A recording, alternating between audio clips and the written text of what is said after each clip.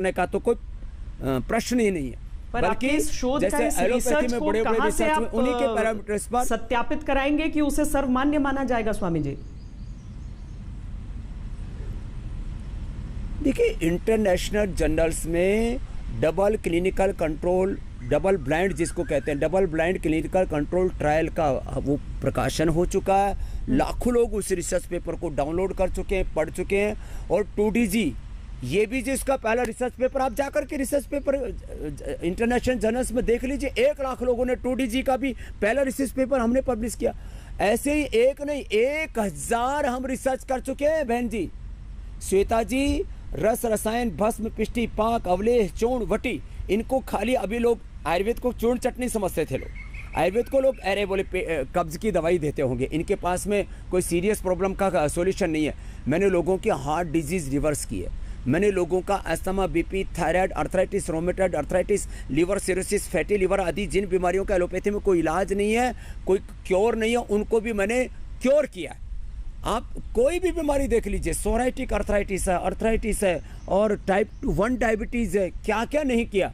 और ये सारे इंटरनेशनल जो पैरामीटर्स हैं रिसर्च के, उनको फुलफिल करते हुए किया।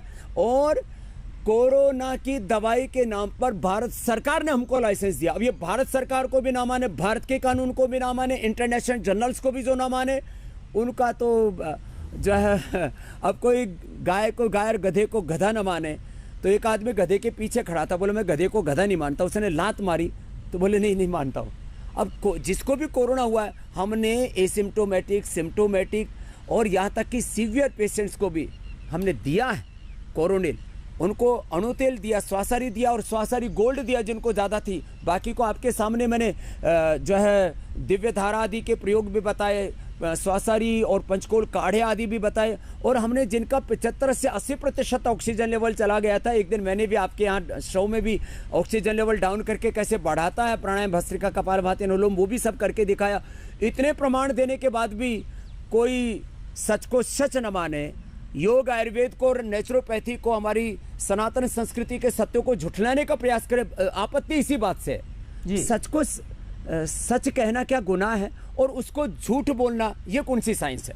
यानी कि आप बयान और विरोध का ये माहौल उसको देखते हुए आप अपने बयान को वापस जरूर करते हैं, आप क्षमा मांगने से भी आप पीछे नहीं हट रहे हैं, लेकिन जहां तक आयुर्वेद के सम्मान की बात है आप उस पर अडिग रहेंगे। और जितना शोध आपने किया है, आप चाहते हैं कि आयुर्वेद का सम्मान भी सामने वाला करे। स्वामी जी, अंतिम प्रश्न, इसी अंतिम प्रश्न के साथ, ताकि पूरी स्पष्टता के साथ और उसको हम बढ़ाएंगे जी। इस सम्मान को और बढ़ाएंगे।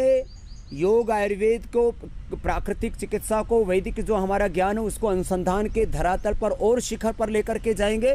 और इस विवाद को आज यहीं पर समाप्त करना चाहते हैं। मेरी हाथ जोड़ करके सबसे प्रार्थना, आओ हम सब मिल करके परस्परम भावयन्तः श्रेयम परम अवाप्स्यथ संगच्छध्वम संवदधम सोमो मनांसी जानतम। ऋग्वेद का भी अंतिम सूक्त, भगवान का भी यही आदेश है। और मिलजुल करके सारी जनता की सेवा करें। और वो गरीब लोग जो 5-5, 25-25 लाख रुपए के ये बिल अफोर्ड नहीं कर सकते, उनको भी इस रास्ते से हम समाधान की ओर लेकर के चले। और जो अपनी बीमारियों का स्थायी समाधान चाहते हैं, सस्टेनेबल हेल्थ चाहते हैं, तो यदि योग, आयुर्वेद, नेचुरोपैथी, होम्योपैथी, सिद्धा, यूनानी सब मिलकर के साथ साथ चलेंगे तो राष्ट्र ही नहीं पूरी मानवता का कल्याण होगा। मेरा तो यही स्टैंड है और यही रहेगा। एक मेरे लिए अभियान है, यह आंदोलन है। और अंतिम श्वास तक मैं पूरे संसार को अपना परिवार मान करके ये उपचार और उपकार करता रहूंगा। श्वेता जी, बहुत धन्यवाद हमसे बातचीत करने के लिए। स्वामी जी, नमस्ते।